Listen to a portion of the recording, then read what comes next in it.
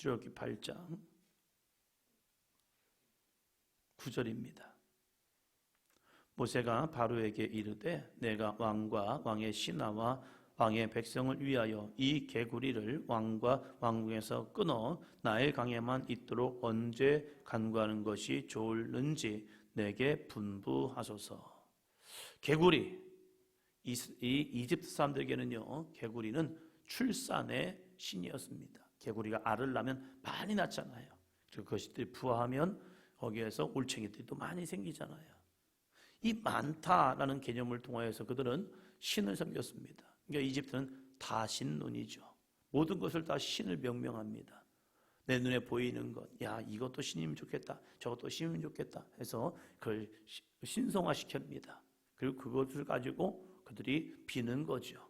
우리 잘 되게 도와주세요, 풍성하게 도와주세요 합니다. 그럴 때에 이것이 많아지면 어떨까? 한 번은 이렇게 얘기해 본 적이 있었습니다.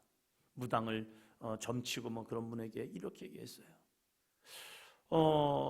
당신의 자녀가 신을 받으면 어떨까요? 자기가 섬기는 신이 있잖아요. 그 귀신, 신내림을 당하면 어떨까요? 그랬더니 원하지 않는데요. 왜? 내가 섬기는 신인데, 내가 섬기는 귀신인데 그 신이 대물리 되면 얼마나 좋겠어요. 나에게 임한 신이 내 자녀에게도 내 자손에게도 임해서 그 신내림을 받아가지고 계속 무당을 하고 구슬하면 어떨까? 무당을 하는 사람들 보니까 한 번 구세 뭐 1,000만 원, 2,000만 원, 1억 뭐 그렇게 한다는 거예요. 한 번만 하면 1억이 생기는 거예요. 그렇게 구슬해가지고 살면 돈 많이 생길 거 아니에요. 그런데 원하지 않습니다. 신내림이란 게 자기에게 썩 좋은 게 아니기 때문에 그래요. 신내림을 받는다는 것, 그에게는 고통이고 그 신을 끊어버리기 위해서 했었지만 그 신을 끊지 못했다. 그래서 나도 신내림을 받았다, 이런 얘기를 하더라고요. 그것이 더 충만하고 더 많아지면 좋으련만 이것이 좋은 게 아니다라고 얘기하고 있다는 거예요. 그러나 우리는 성령 하나님을 간구합니다. 주님 우리에게 말씀합니다. 너희가 내 안에 거하고 내 말이 너희 안에 거하면. 주님은 제자들에게 말씀합니다. 성령을 받으라. 너희 안에 성령이 계시는 것을 알지 못하느냐. 우리는 성령 없으면 주님의 길을 갈 수 없습니다. 그래서 우리는 성령 충만함을 기도합니다. 성령이 메마른 자와 성령이 떠난 자와 성령이 충만한 자는 다릅니다. 성령 충만하면요, 정말 하나님의 거룩한 능력과 역사가 나타납니다. 그 성령의 충만함을 우리 자녀들에게도 있기 원하고 우리 자손들에게도 있기 원하고 우리 모든 성도에게 있기를 우리는 기도합니다. 이게 차이죠. 세상의 우상은요, 많아지면요 해악이 됩니다. 개구리가 많아지니까 이 바로가 모세를 부릅니다. 모세야, 모세야, 이 개구리가 너무 많아져 우리에게 하는데 참 고통이다. 그래서 이 개구리를 좀 떠나가게 좀 도와주라, 이러고 있다는 거예요. 많아짐이 이들에게는 좋은 것이 아니라 고통이었다는 거예요. 그래서 이 모세가 하나님께 기도합니다. 기도하니까 떠나가요. 떠나가니까 어떤 결과가 이루어집니까? 15절입니다. 15절. 그러나 바로가 숨을 쉴 수 있게 됨을 보았을 때에 그의 마음을 완강하게 하여 그들의 말을 듣지 아니하였으니 여호와께서 말씀하신 것과 같더라. 아멘. 바로가 숨을 쉴 수 있게 되니까 이제 바로가 어떻게 합니까? 또 마음이 완강해지는 거예요. 여러분은 어떠합니까?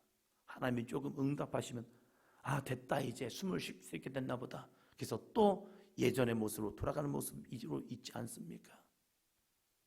교인들 가운데도 그래요. 힘들 때 어려울 때는 주여 좀 살려주세요, 살려주세요. 살려줬어요. 응답하셨어요. 그랬더니 이제 조금 숨 쉴만 하니까 또 과거로 또 돌아가는 거예요. 또 돌아갑니다. 그러면 또 하나님이 또 하나님 진짜 힘드네, 어려우네요, 또 나 좀 살려주세요 라고 기도하니까 또 응답하셨어요. 그런데 또 다시 과거로 돌아가요. 넘어졌다 일어섰다 넘어졌다 일어섰다 계속하는 것. 왜 그럴까?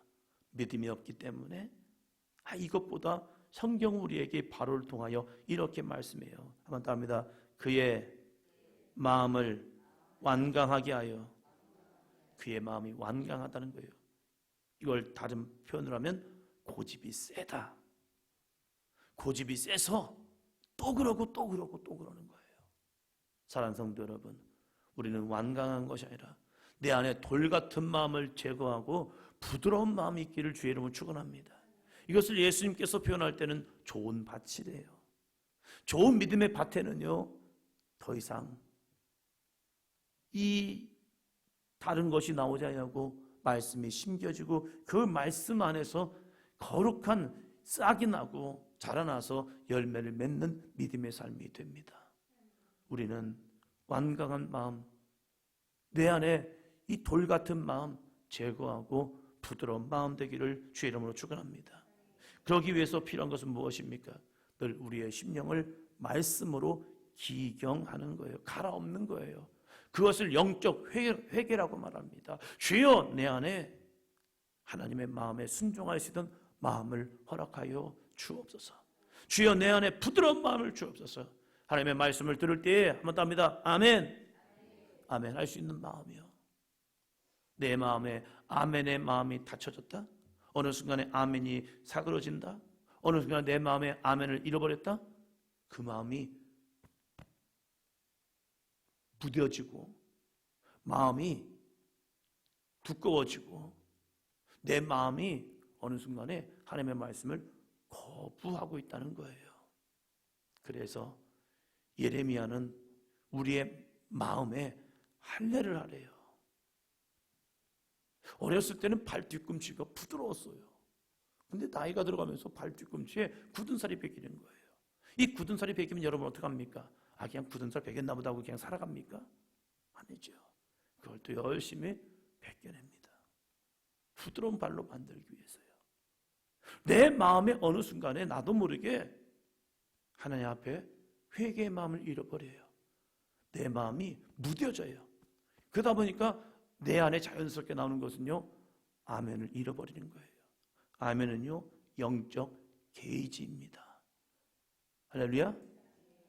그래서 내 마음에 늘 아멘, 아멘, 아멘, 이 마음의 심령을 통해서요, 하나님의 말씀을 받아들이는 거예요. 그래서 그 말씀이 내 안에 심겨짐을 통해서 거룩한 열매를 맺게 됩니다. 할렐루야.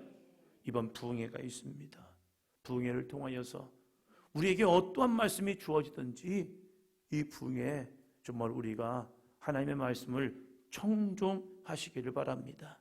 그러면 내 둔한 입술이요, 정말로 이 모세처럼 하나님의 말씀이 전파되고 선포되는 귀한 내 입술이 될 줄로 믿습니다. 이스라엘 백성이 이렇게 생각했을 겁니다. 왜 하나님께서 한 번에 끝내지 아니하시고 왜 이렇게 계속적으로 이러한 재앙과 재난이 일어나게 할까? 한 번이면 족하기도 할 텐데 왜 그럴까? 우리가 한 번 이런 일이 있으면요, 하나님의 은혜입니다 라고 이야기하지만요, 또 이렇게 생각합니다. 그건 우연이었어. 이건 진짜일까? 가짜일까? 이러한 생각을 해요. 하나님께서 많은 재앙을 내리신 이유를 우리에게 말씀합니다. 10장 1절입니다. 여호와께서 모세에게 이르시되 바로에게로 들어가라. 내가 그의 마음과 그의 신하들의 마음을 완강하게 함은 나의 표정을 그들 중에 보이기 위함이며. 그의 마음과 그의 신하들의 마음을 완강하게 하였던 이유, 나의 표정을 그들 중에 보이기 위함이다. 야, 하나님의 말씀이 이렇게 역사하는구나. 하나님의 능력이 이렇게 나타나는구나. 할렐루야. 이 모습을요. 이 모습. 두 번째 볼까요? 2절입니다. 내가 애굽에서 행한 일을, 곧 내가 그들 가운데서 행한 표징을 내 아들과 내 자손의 귀에 전하기 위함이라. 너희는 내가 여호와인 줄 아니라. 자, 저를 보십니다. 이스라엘 백성들에게 이 출애굽하기 전에 10가지 재앙들은요, 하나님께서 이 재앙을 통하여서 애굽인들에게는 와, 이거 우리가 믿는 신이 헛것이고 오직 여호와만이 능력이시구나, 그 표정을 통하여서 그들에게 보여주고요. 두 번째는 이스라엘과 이스라엘 자손들에게 이 표정을 통해서 그들의 영적인 이 체험을 통하여서 와, 우리의 하나님이 전능하신 여호와이시구나. 할렐루야. 우리가 이런 영적 경험을 하면요, 우리는 그 경험을 나누게 되어 있습니다. 내가 만난 하나님, 내가 경험한 하나님, 나에게 역사하신 하나님, 그 하나님을 전합니다. 여러분, 어제 속회를 통해서 어떠한 나눔을 하셨습니까? 나는 어떻게 예수 그리스도를 만났고 나는 어떻게 예수님을 나타내고 있냐, 이거예요. 내가 만난 예수님 있습니까, 없습니까? 어떤 분은 있다, 어떤 분은 없다. 없으면 우리가 그 예수님을 전할 수가 없습니다. 사도 바울은 예수님을 만나기 전에는 예수님을 당연히 핍박하였습니다. 예수 그리스도를 믿는 사람들을 박해했어요. 그것이 내가 가진 하나님의 열심이라고 생각했기 때문입니다. 그러나 내가 만난 예수님이 있다면요, 나의 삶은 편합니다. 왜요? 나는 예수님을 만났기 때문입니다. 우리에게는 어떤 만남이 있냐, 이거예요. 그 만남을 우리는 전해야 합니다. 누구에게요? 우리의 자녀들에게, 자손들에게 그 귀에 들리게 하라는 거예요. 저도 목사이지만 저희 자녀들에게 예수 그리스도를 만난 사건에 대해서 계속 전합니다. 왜요? 그 자녀들이 주님 안에 거하기 위해서요. 아빠가 만난 하나님이 아니라, 엄마가 만난 하나님이 아니라 내가 만난 하나님이 되기 위해서 끊임없이 전합니다. 신학생이 되었지만 그래도 또 전합니다. 왜요? 그들이 예수 그리스도를 만나야 그 예수님을 전하는 자가 되기 때문입니다. 성경을 알고 성경을 전하는 것이 아니라 성경 안에서 말씀하시는 예수 그리스도를 만나고 그 내가 만난 예수님을 전할 때에 그것이 증거가 되고 있다는 사실이에요. 사랑하는 성도 여러분, 예수님을 만나시기를 바랍니다. 주님은 분명히 주님을 찾는 자를 만나 주신다고 말씀하고 있습니다. 그래야 진짜 살아있는 믿음이 되고 있다는 거예요. 애굽에서 이 10가지 재앙은요, 너라도 기가 막히게, 이것이 애굽인들과 이스라엘 사람들에게만 들려진 것이 아니라 우리가 여호수아를 보면요, 누구에게도 들려졌죠? 여리고성에 있던 기생 라합에게도요. 그래서 이야기하잖아요. 정탐꾼들을 숨겨주면서 이야기합니다. 너희들의 신 여호와께서 이 애굽을 어떻게 치셨고 너희를 어떻게 출애굽시켰는가를 우리도 들었노라. 그래서 내가 이 백성을 버리고 이 민족을 버리고 나도 여호와를 믿겠다. 그래서 이 재앙이 올 때에 우리를 살려줘라. 이것이 라합의 제안이었죠. 너무나도 기가 막힌 것은 우리가 하나님을 만나고 하나님과 동행하는 삶이 되면요, 세상이 그 소리를 듣습니다. 그리고 우리를 동경하게 되어 있습니다. 그래서 체험은 필요합니다. 그런데 체험은 어떻게 하느냐? 중요한 게 있어요. 자, 저를 보세요. 체험은 어떻게 하느냐? 문제 속에서 여호와를 찾아야 체험이 이루어집니다. 이 10가지 재앙이라는 문제가 그들에게 임하였지만 그 문제 속에서 그들은 여호와를 부르짖었습니다. 부르짖을 때 문제는 나에게 고통과 절망이 아니라 그걸 통하여 하나님을 체험하는 능력의 삶이 되어서 그것이 내 안에 산 증인이 됩니다. 할렐루야.